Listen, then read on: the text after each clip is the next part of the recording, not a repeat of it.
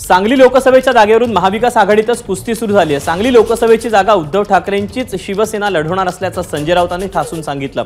सांगली लोकसभेसाठी उद्धव ठाकरेंनी चंद्रहार पाटील यांचं नावही जाहीर केलं, पण काँग्रेसनं यावर आक्षेप घेतला। सांगलीच्या जागेवर ठाकरे गटानं हक्क सांगू नये असं विश्वजित कदम यांनी म्हटलं, तर सांगलीची जागा काँग्रेसच लढवेल असं काँग्रेसचे प्रदेशाध्यक्ष नाना पटोले यांनी म्हटलं।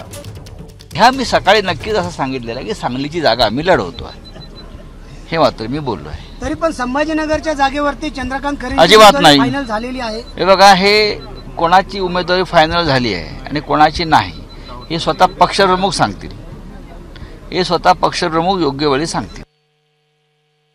आज चंद्रहार पाटलांची उमेदवारी ही चंद्रहार पाटलांनी सुद्धा शिवसेनेत अवघ्या 6 ते 7 दिवसापूर्वी प्रवेश केलेला आहे आणि म्हणून शिवसेनेने ही मागणी ही त्यांची चुकीची आहे आणि आम्ही शिवसेना ही पक्षाला विनंती करतो की सांगली जिल्हा हा जो काँग्रेस पक्षाचा बालेकिल्ला आहे त्याच्यावर हा हट्ट तुम्ही करू नये।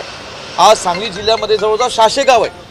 आज या ठिकाणी शिवसेनेच्या नेतृत्वाने सांगावं की त्यातली 10% ग्रामपंचायत सुद्धा त्यांच्या ठिकाणी लोकनियुक्त सरपंच आहेत का, पण आज काँग्रेस पक्षाचे त्या ठिकाणी आज जिल्हा परिषद, पंचायत समिती आणि अनेक स्थानिक स्वराज्य संस्थांमध्ये कार्यकर्ते आहेत, पदाधिकारी आहेत आणि म्हणून ही जिल्हा हा मतदारसंघ काँग्रेस पक्षाकडे राहायला पाहिजे ही आमची मनापासून इच्छा आहे। सांगलीची जागा काँग्रेस पक्षच लढेल आणि त्या पद्धतीची आमची चर्चा सुरू आहे आणि चर्चेच्या भागामध्ये आहे, त्याच्यामुळे आज आम्ही त्या जागेला जाहीर करत नाही। सांगली जो है उद्धव गुट को दे दिया गया है, आपको नहीं गलत न्यूज़ है ये। सांगली की अभी डिस्कशन में ही है और सांगली हमारे उम्मीदवार वहाँ पे विशाल पाटिल पास में तय हो चुके हैं, वो डिस्कशन में है, इसलिए हमने को उसको जाहिर नहीं करना।